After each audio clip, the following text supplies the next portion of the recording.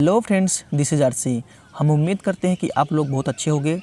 तो आप लोग देखे होंगे पिछली वीडियो में अभ्यास 5F में क्वेश्चन नंबर 3 तक हम बता दिए थे, है ना। तो आज के इस वीडियो में बताएंगे क्वेश्चन नंबर 4 से, ठीक है ना।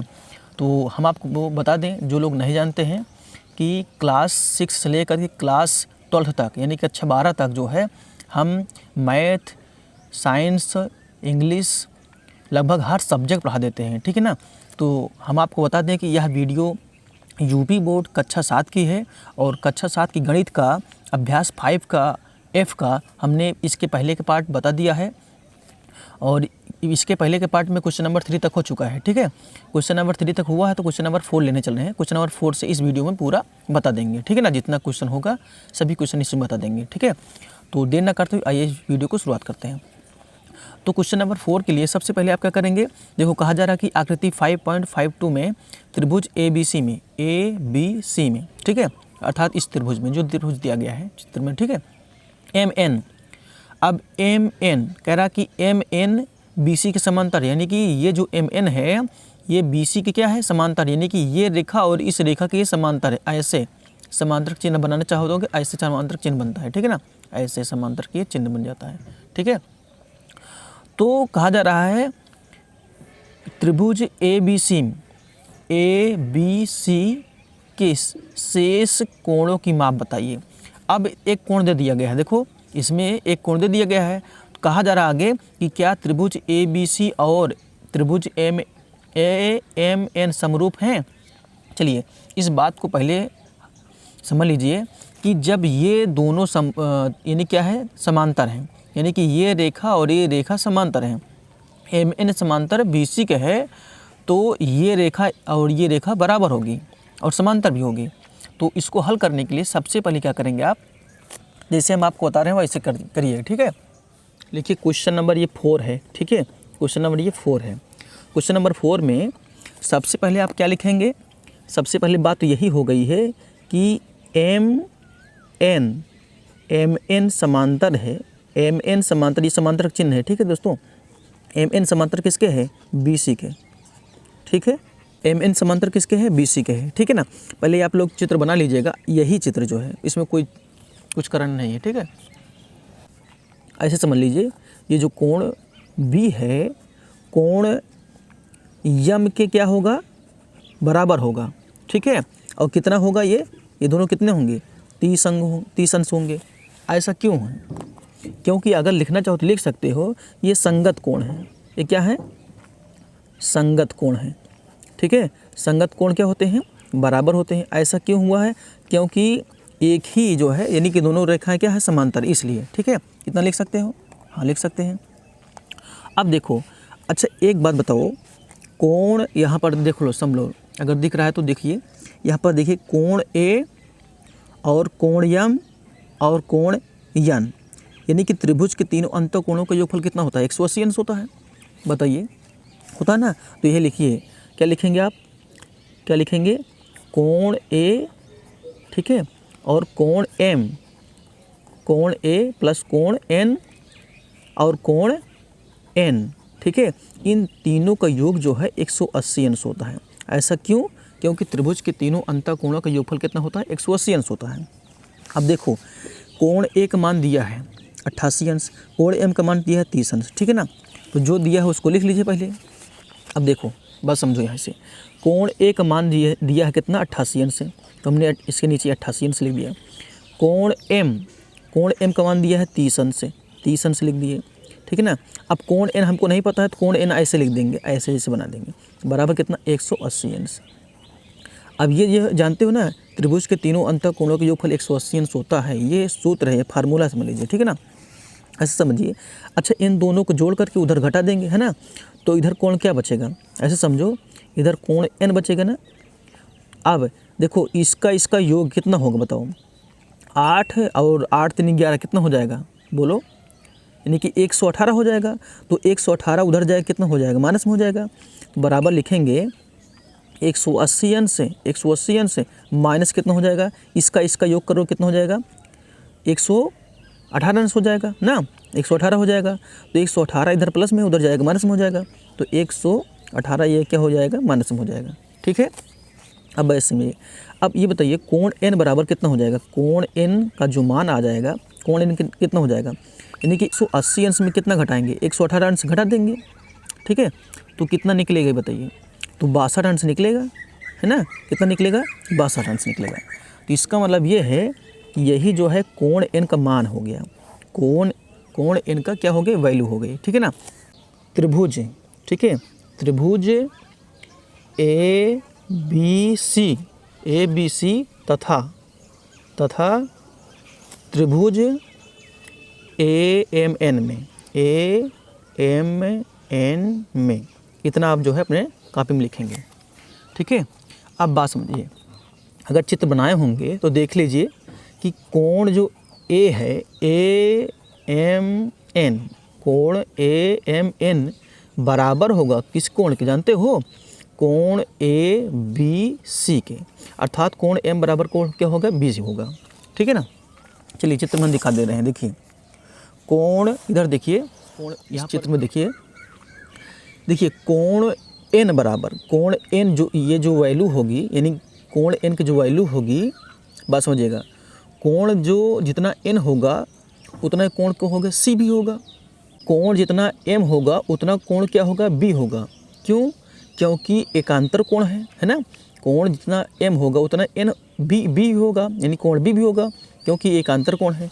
ऐसे इधर भी होगा, कोण n बराबर कोण C भी होगा। ठीक ना। तथा ये भी लिख लीजिए आप, एक चीज़ और लिख लीजिए, तथा क्या चीज़, कोण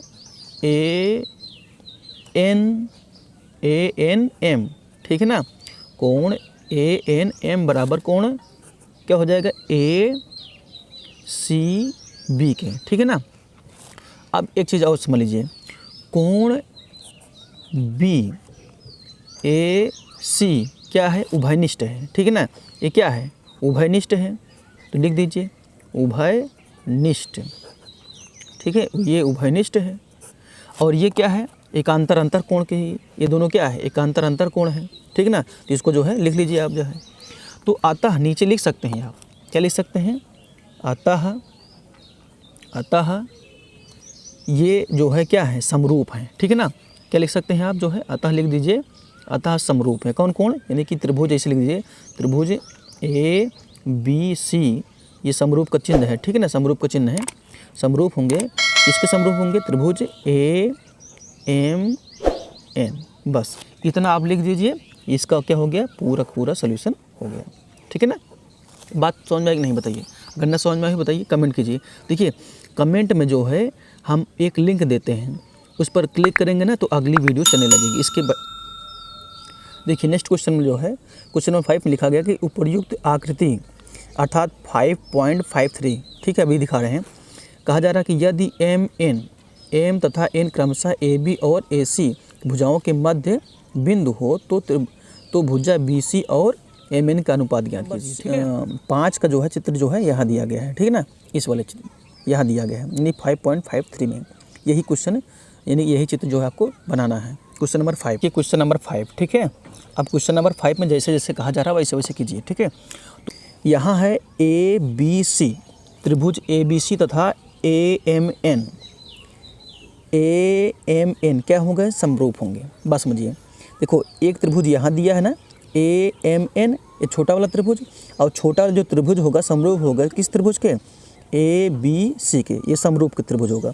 और ये स्पष्ट दिया गया है यहाँ पर। ठीक है ना, यही आप जो है लिखिए पहले। ठीक है, क्या लिखेंगे कि यही लिखेंगे, देखिए त्रिभुज ABC तथा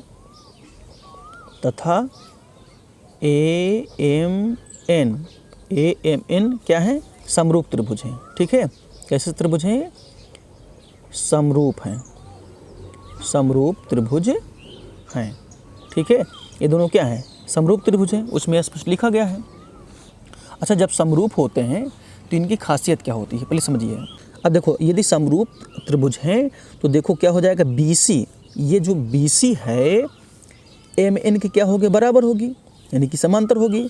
तो BC बटे यानी बड़ी भुजा बटे यानी कि BC बटे क्या हो जाएगा, MN हो जाएगा। अगर समरूप त्रिभुज का समझना है तो पिछली वीडियो जरूर देखिए हमारे। ठीक है ना, ऐसा हो जाएगा। क्या हो जाएगा, ये हो जाएगा BC अपान क्या हो जाएगा, MN हो जाएगा, है ना। अगर समरूप है तो यही तो डिफिनीशन है। और ऐसे इस प्रकार जो है AB बटे क्या हो जाएगा, AB बटे जो है AM हो जाएगा। ठीक है, चित्र में देखते रहिए आप। AB बटे क्या हो जाएगा, देखो AB बटे क्या हो जाएगा, AM हो जाएगा, अर्थात ये कौन कौन, AB बटे क्या हो जाएगा, AM हो जाएगा। ठीक है ना, ऐसे देख लीजिए। अब इसी प्रकार तथा ऐसे लिख सकते हो आप, तथा जैसे इधर है वैसे उधर भी होगा, अर्थात यहाँ हो जाएगा BC अपान MN, BC बटे MN अपान, ठीक है ना, BC अपान MN बराबर किसके बराबर होगा, AB बटे, ऐसे समझो। अच्छा लिख देते हैं सबकी वैल्यू, ठीक है ना।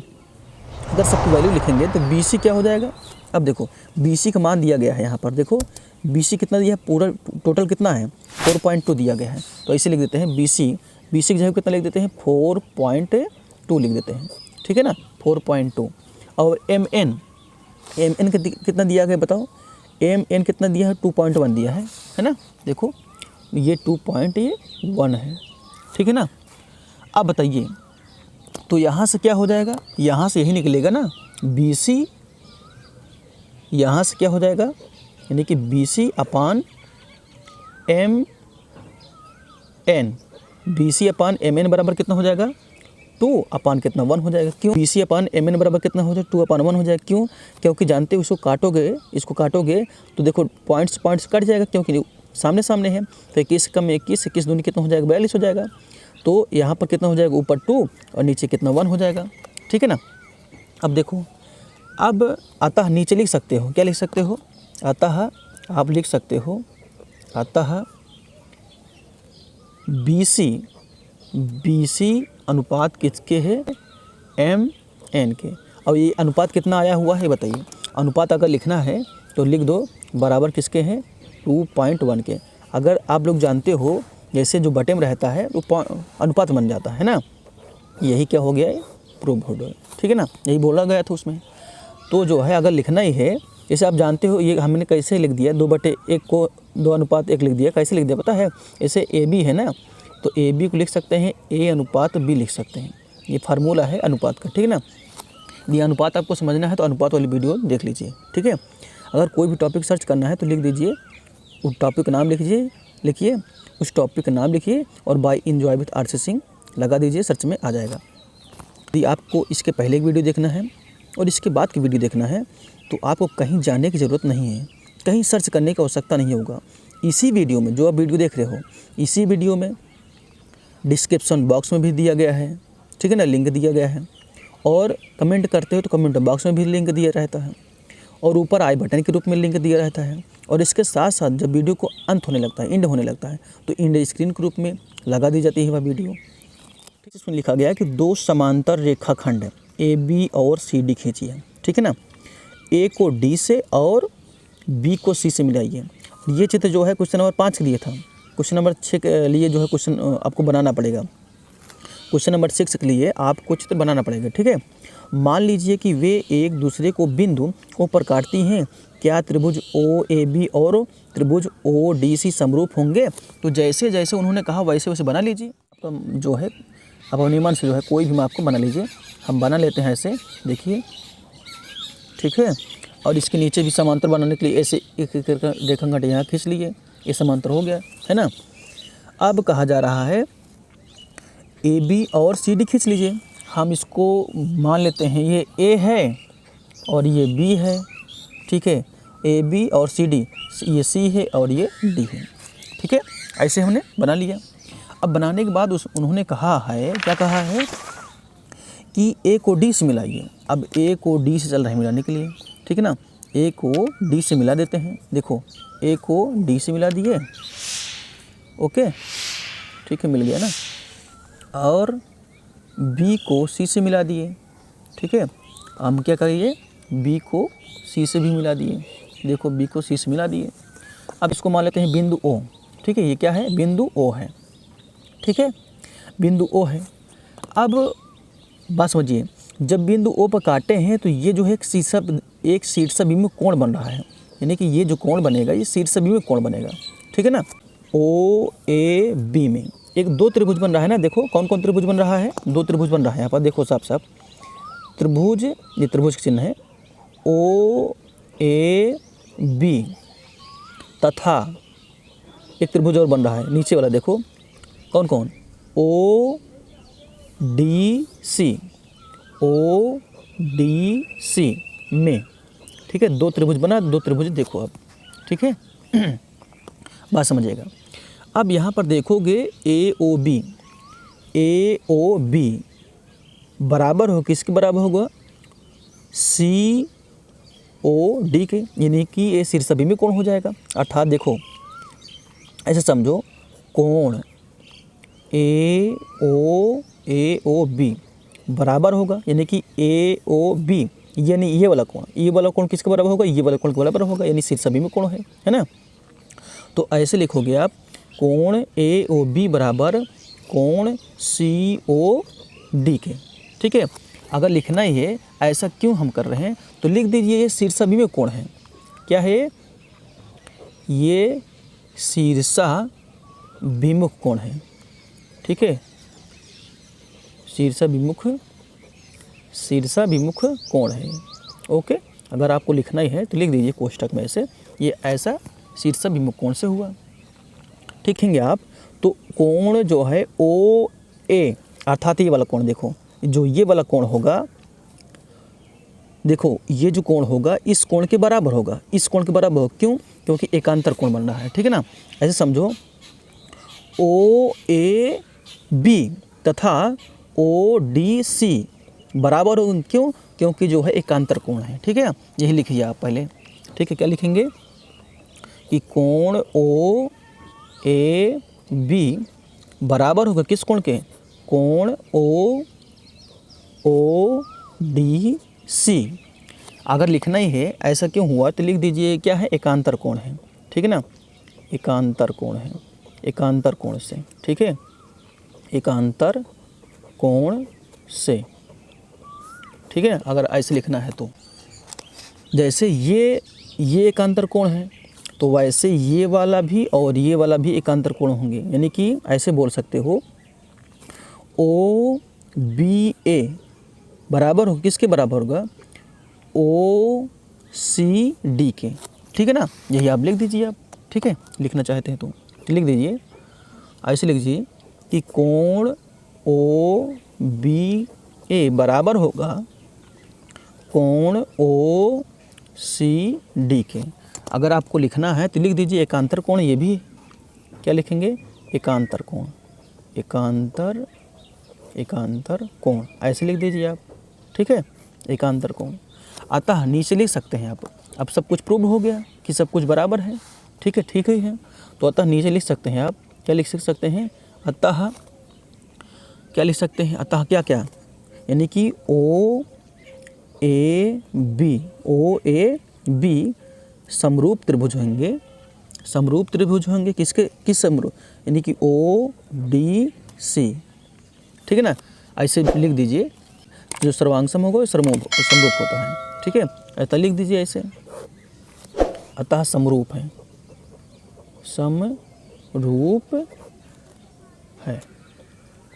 समरूप है, ठीक है, ऐसे लिख दीजिए। क्वेश्चन नंबर 7 लिखा गया है कि क्या आकृति 5.54 में, अर्थात ये वाला आकृति, ठीक है ना, दोनों देखिए, त्रिभुज ए बी सी और त्रिभुज पी आर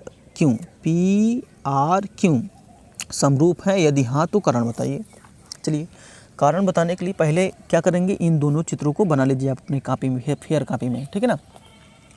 अब देखो बात समझिए, इसी में पहले समझिए दोस्तों, हम आपको बता दें कि ऐसा हमने एक सेटिंग किया है कि जो लोग लाइक और शेयर करेंगे उन्हीं के पास हमारी वीडियो जाती है, ठीक है। तो ये क्वेश्चन नंबर क्या है, 7 है, ठीक है। अब क्वेश्चन नंबर 7 के लिए तो दोनों पहले चित्र बना लीजिए। तो क्या क्या लिखेंगे इसमें, ऐसे लिखिए कि त्रिभुज ए बी सी तथा त्रिभुज पी आर क्यू में, ठीक है ना। ऐसे लिखिए, पहले क्या लिखेंगे, त्रिभुज ए बी सी तथा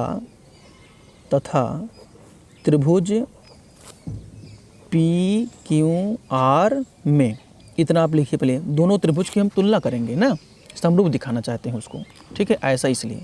ओके, चलिए समझिएगा बात पहले। अब देखो कोण ए बराबर कोण पी, देखो बात समझो, अगर समरूप त्रिभुज है तो कोण ए बराबर कोण पी होगा, और किसके बराबर होगा, कोण यानी कि कोण ए बराबर कोण पी का होगा, और कितना दोनों है, जेड है ना। तो ऐसे लिखिए आप जो है, क्या लिखेंगे, ऐसे लिखेंगे कोण ए बराबर है कोण पी के, और दोनों कितना है, जेड है, ठीक है ना, कितना लिख सकते हैं। ऐसे इधर देखिए, यहाँ पर ऐसे लिख सकते हैं कोण बी बराबर कोण आर के, ठीक है ना, कोण बी बराबर कोण आर के, क्योंकि दोनों क्या हैं, बराबर हैं। तो ऐसे लिख सकते हैं तथा, ठीक है, तथा कोण बी बराबर कोण आर, ये दोनों कितने हैं, एक्स हैं, ठीक है, एक्स।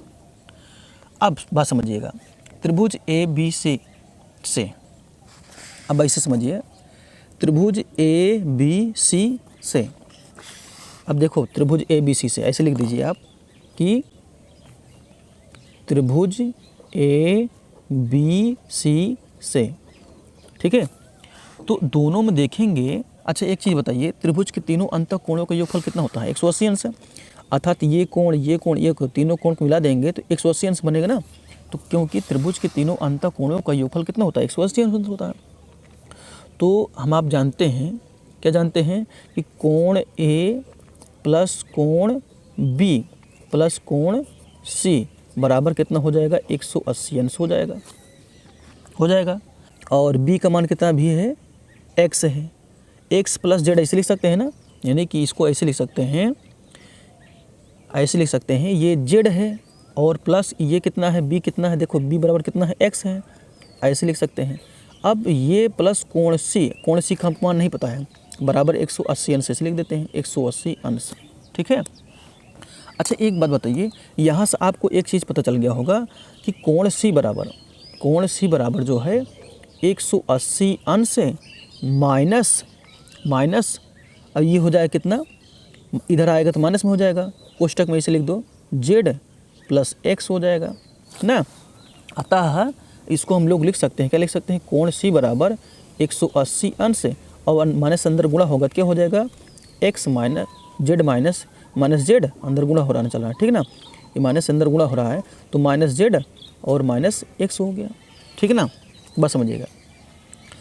ये हो गया, देखो जो है त्रिभुज पी क्यू आर में, ठीक है ना, इस त्रिभुज में देखो, किस वाले त्रिभुज में, देख लो इस वाले त्रिभुज में पी क्यू आर में, ठीक ना, इस वाले त्रिभुज में देखोगे तो कोण इधर देखो, कोण पी प्लस कोण क्यू प्लस कोण आर, यानी कोण पी कोण क्यू कोण आर बराबर 180 अंश होगा, ये भी है ना। तो ऐसे लिखो, यहाँ पर क्या लिखोगे कोण पी प्लस कोण क्यू प्लस कोण आर बराबर कितना है, 180 अंश, क्योंकि त्रिभुज के तीनों अंतः कोणों का मान कितना होता है, 180 अंश होता है। तो अब जिस मान सबका दिया है ना, पी का मान कितना है, जेड है, क्यू का मान कितना है, क्यू को हमको निकालना है ना, कोण क्यू प्लस कोण आर कितना है, एक्स है, बराबर 180 अंश। ओके, अच्छा बताओ, ये प्लस ये भी प्लस उधर जाएगा माइनस में हो जाएगा, तो कोण क्यू बराबर लिख सकते हैं, तो कोण क्यू बराबर ये हो जाएगा 180 अंश पहले से है इधर ऑलरेडी, माइनस कितना हो जाएगा, यही दोनों जुड़ जाएगा ना, कितना हो जाएगा बताओ, इसको लिख सकते हैं हम, क्या लिख सकते हैं, एक्स प्लस कितना जेड लिख सकते हैं ना, एक्स प्लस जेड या जेड प्लस एक्स ऐसे भी लिख सकते हैं। तो इसको हम लोग लिख सकते हैं, अतः कोण क्यू बराबर 180 अंश माइनस कितना हो जाएगा, जेड प्लस एक्स लिखो या एक्स प्लस जेड, दोनों एक ही बात हो जाएगा। तो माइनस अंदर गुणा होगा तो क्या हो जाएगा जानते हो, माइनस एक्स माइनस जेड हो जाएगा। तो देखोगे आप वहाँ पर देखोगे, यहाँ पर साफ साफ देखोगे कि कोण सी बराबर, देखो यहाँ पर कोण सी बराबर लिखा गया ना 180 अंश माइनस कितना हो जाएगा, देखो कोण सी बराबर लिखा है 180 अंश माइनस जेड माइनस एक्स लिखा है, तो इसको भी लिख सकते हैं कोण क्यू बराबर 180 अंश माइनस जेड माइनस जो है एक्स। देखोगे ये दोनों ध्यान से देखोगे कौन कौन कि ये वाला और ये वाला क्या है, बराबर आ गया है ना, बराबर आ गया। तो अतः क्या हो गया, समरूप हो गया। तो लिख दीजिए अतः क्या है, समरूप है। बस इतना लिखना था, ठीक है ना। अगर कुछ और लिखना है तो लिख दो अतः समरूप है, ठीक है। अतः समरूप हैं, बस, ठीक है।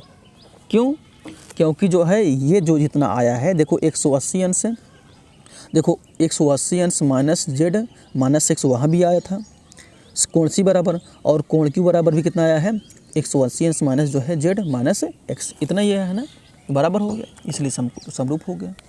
तो नंबर 8 में लिखा गया 20 मीटर बराबर 1 सेंटीमीटर मानकर एक खेत का आकार यानी आकार आकृति कितना 5.55 में दर्शाया गया है।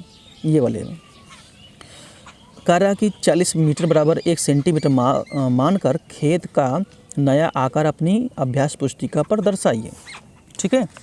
तो चलो हम मान लेते हैं, अगर आपको क्वेश्चन नंबर 8 हल करना है, ठीक है ना, तो देखो जैसे हम बता रहे हैं वैसे हल कीजिए। देखो हम मान लेते हैं, ठीक है, थोड़ी देर के लिए हम मान लेते हैं कि इतना यानी कि इतना जो है ये जो है रेखा है वो कितना है 20 मीटर, ठीक है ना, 20 मीटर है। अब 20 मीटर बराबर 1 सेंटीमीटर मान लेते हैं ना, 20 मीटर बराबर कितना 1 सेंटीमीटर, ठीक है, 1 सेंटीमीटर मान लेते हैं। ओके, छोटी वाले को इसे मान लेते हैं, इतना छोटा हुआ इसको मान लेते हैं ये 1 सेंटीमीटर है। क्या है ये 1 सेंटीमीटर, इसको कर लेते हैं एक बार जो है 40 में, ठीक है ना। मान लेते हैं ये जो लंबाई है इसकी यहाँ से यहाँ तक जो है इसको मान लेते हैं ये क्या है 40 मीटर, 40 मीटर बराबर 1 सेंटीमीटर, ठीक है ना, 1 सेंटीमीटर, ठीक है। और इसको छोटे वाले को मान लेते हैं ये यहाँ से यहाँ तक, इसको मान लेते हैं 1 सेमी, ठीक है ना, 1 सेमी मतलब सेंटीमीटर, ठीक है, तक 6 सेंटीमीटर, ठीक है, ये 6 सेंटीमीटर है। ओके, अब इधर से 2.5 भर लीजिए फिर प्रकार में 2.5 कितना होता है, ये इतना होता है, ठीक है, 2.5। अब इधर कर लीजिए कितना 6.2, देखो अब ये 6.2 आएगा, देखो लाइन 2 आ रहा है, ठीक है, ये 6.2 आ रहा है, ठीक। ओके, अब इसका नामकरण करना चाहते हैं तो नामकरण कर दीजिए, जैसे वो बना है त्रिभुज, इसमें नाम नहीं दिया है फिर भी आप नामकरण कर दीजिए। ये ए है, ठीक है, ये बी है और ये सी है, ठीक है।